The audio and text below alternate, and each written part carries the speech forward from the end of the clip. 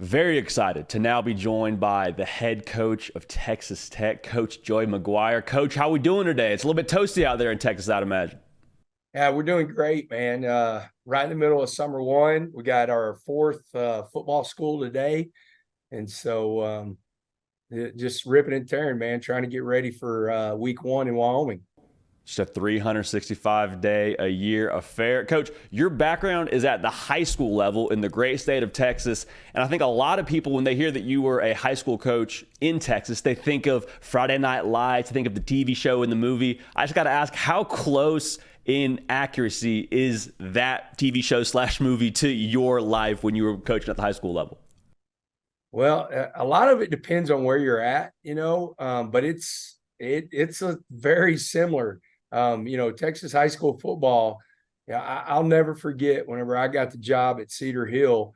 The superintendent came out in the Dallas Morning News, which is the biggest paper probably in Texas, but and he said the guy that they got rid of didn't win enough games, and that's why he got fired. And so I was like, right then and there, I knew it's serious business. You better win games if you want to keep your job, in Texas. I mean, it's like that. I mean, the last state championship I won, we played in front of 54,000 at AT&T, and so it's different.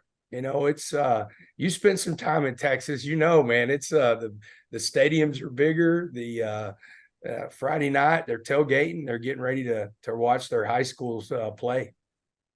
Yeah, I mean, the saying everything's bigger in Texas is absolutely true, and high school football probably embodies that the best. But, Coach, you won a couple of state titles, not just one, and we wanted to make sure we got that in there for you because I don't think you'd say it yourself. But obviously now head coach of Texas Tech, and y'all have been just crushing it on the recruiting trail. What's gone into that for you and your staff? You know, we really run it more, I think, like an NFL model, meaning we have a personnel department that really controls everything that we do.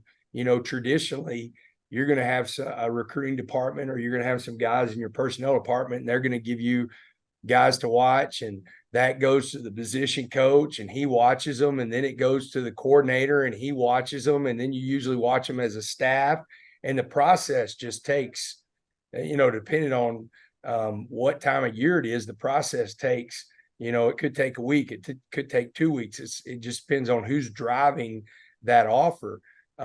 With us, our personnel department basically comes to me and says, "Hey, coach, this is who we've watched. Here's all their measurables. Here's everything we can find verified with them. This is who we want to go recruit."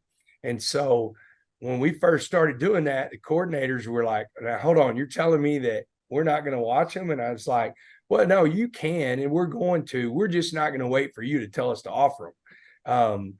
Coach DeRuiter at first was like, "Man, that doesn't make a lot of sense." I said, "I'll tell you what, Coach. Every kid this next week that we're going to offer, I want you to watch, and you tell me if James Blanchard, Brian Nance, Sean Kinney, Jake Pittman, you tell them if they're wrong. You tell me one guy that you wouldn't say to offer." And at the end of the week, he was like, "You're right." And I said, "Okay, guess what? You get to go coach football, and it's basically, hey, here's who we're going to recruit, instead of, having to process all this film and get ready for a game and coach the team that we have currently." And so it streamlines the process. You definitely have to have some guys that you totally trust, and luckily we do. And so it keeps us ahead. We're developing relationships way before guys are offering. Usually we are either the first or second offer that a kid gets. I mean, if you track it, most of the time, the world that you live in with On3 and Rivals and 247, they haven't even rated the kid, and they've got a Texas Tech offer. And it's just because we're able to streamline that, because that group, all they do, they have student assistants with them. Each one of them have a student assistant. All they do when they come in this building, they watch film. That's it. And so I think we're getting ahead of the game, and it gives us a chance to really develop some really good relationships. Coach, you mentioned relationships. How big of a factor is it for you that you've been in the high school world and you have a lot of those relationships with some of those head coaches that I imagine you're talking to when you're recruiting these kids? Yeah, it's huge. They know me. I tell everybody, and this is not like this slogan to help in recruiting, but I'm a high school coach, and I get to coach college football. It's not the other way around. That's my DNA. When we won the bowl game, Andre Ware, who I absolutely love, who played Texas high school football at Dickinson and then went on to a phenomenal career at Houston, he said, well, now maybe he'll in the TV copy, he said maybe he'll look at himself as a college coach.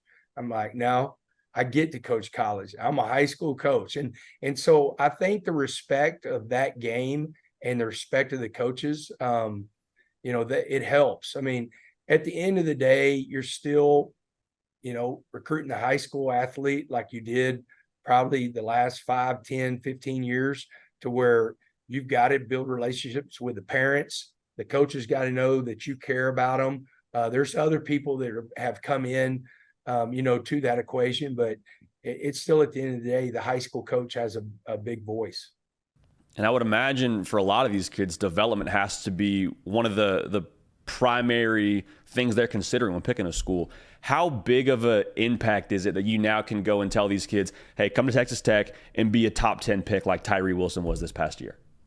It's huge, because if you go back and you look, whenever I first got here, the conversation that I had with Tyree was, man, your grade is at best a 4th round draft pick. You might go a little bit higher because of your measurables, but this is what all the scouts are saying.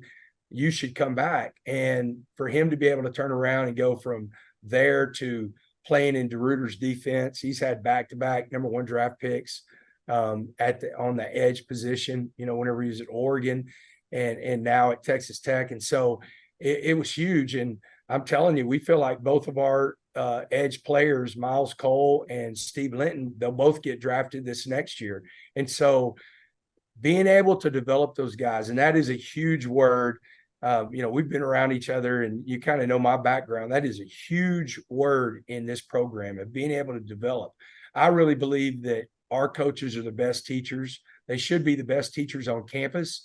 If you believe in them and know that you can bring in some guys that have really good numbers, that have great length, that are good football players, then you ought to be able to turn them into great football players. And that's what we're trying to do.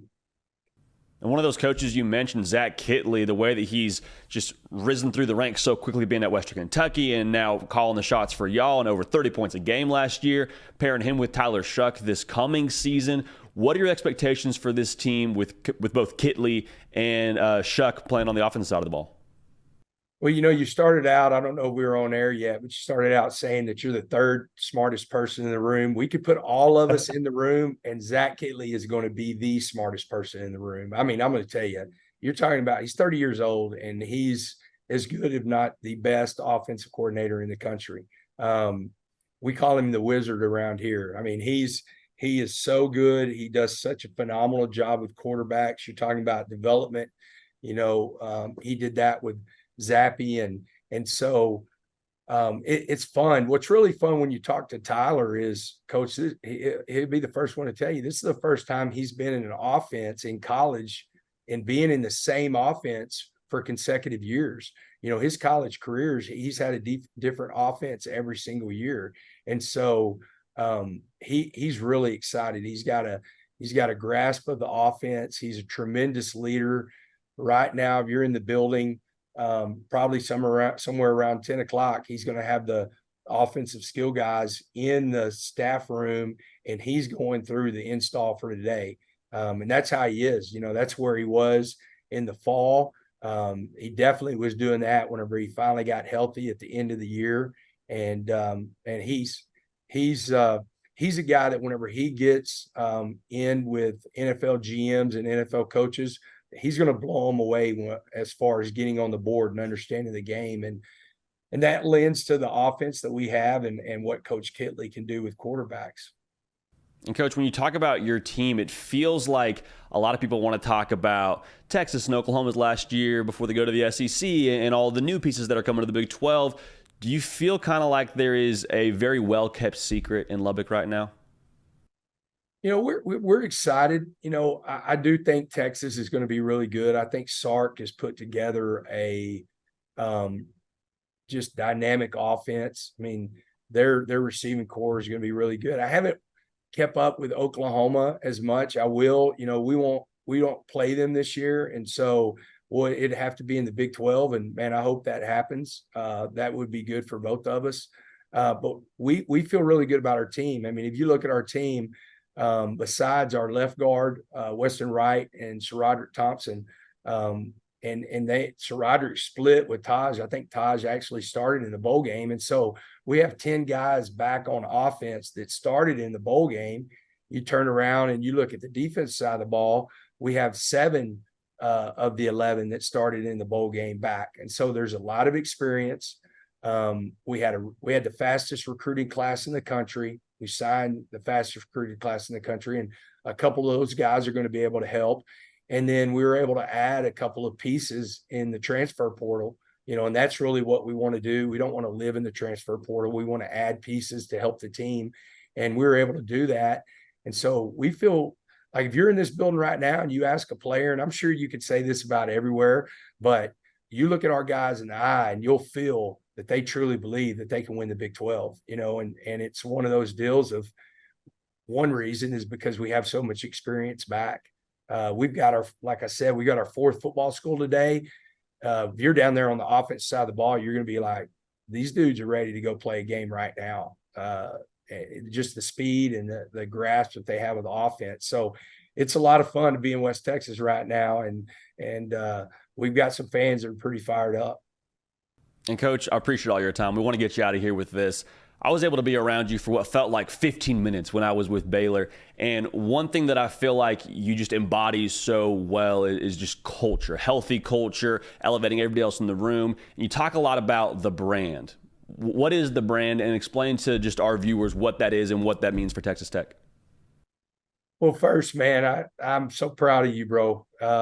We did have a great relationship, and I try to with every one of my players, and I was an assistant, but was still trying to make an impact on the entire team because I love players. That's who I am, and every day I wake up, it's all about my guys. The brand, we got it from Matt Rule, and so now that he's back at Nebraska, I kind of feel like I've stole it. I tell him all the time, that's my dude. He's my mentor, but it's the toughest, hardest working, most competitive team in the country. And, that's with everything. I mean, we talk about it all the time. And the brand doesn't care. It doesn't care if it's hot. You got to go compete. It doesn't care if it's cold. We played in a game that was 12 degrees against Iowa State. You got to go play. It's this consistent person and this consistent team that everything is we're going to go do tough things and we're going to get tougher. We're going to work hard and then we're going to compete. And you put all that stuff together and that's everything in your life. We set the all-time high we had the highest GPA that Texas Tech football has ever had during the fall. We had a 3.18 team GPA. Then we turned around. We didn't beat that, but we had the highest spring Texas Tech's ever had, and we had a 3.08. What does that mean with the brand? We can compete in the classroom. We led the Big 12 last year and this year in community service. So we're competing with it, all of that. It's just like, you've heard it. It's kind of a slogan of some people of how you do anything is how you do everything. And that's the brand. And we're not perfect. We're going to make mistakes. We're going to, do things that we've got to get better at. But one thing we're going to do is we're going to be tough. We're going to work and we're going to compete our tails off. Well, Coach, I appreciate you so much making time to come on here. I know June is just craziness for y'all getting ready for fall camp and doing summer one. You got football school. But, I mean, the impact you've had, not just on me, but I'm sure so many that you've coached, just reaches throughout the entire college football landscape. So we appreciate you, and we're fired up to watch y'all get after here in the fall pretty soon. Well, thank you, man. Thank you for having me on, and I'm fired up, man. I follow you like crazy, and, man, it's impressive. And On Three's lucky to have you and that crew in there. So, man, y'all have a great day. I appreciate you, man. Hey, we're just trying to live out the brand on our end here, Coach. Dang right. Hey y'all, thanks so much for watching. Subscribe to the channel here to make sure you don't miss an episode of The Hard Count. Also be sure to check out other videos on the On3 YouTube channel.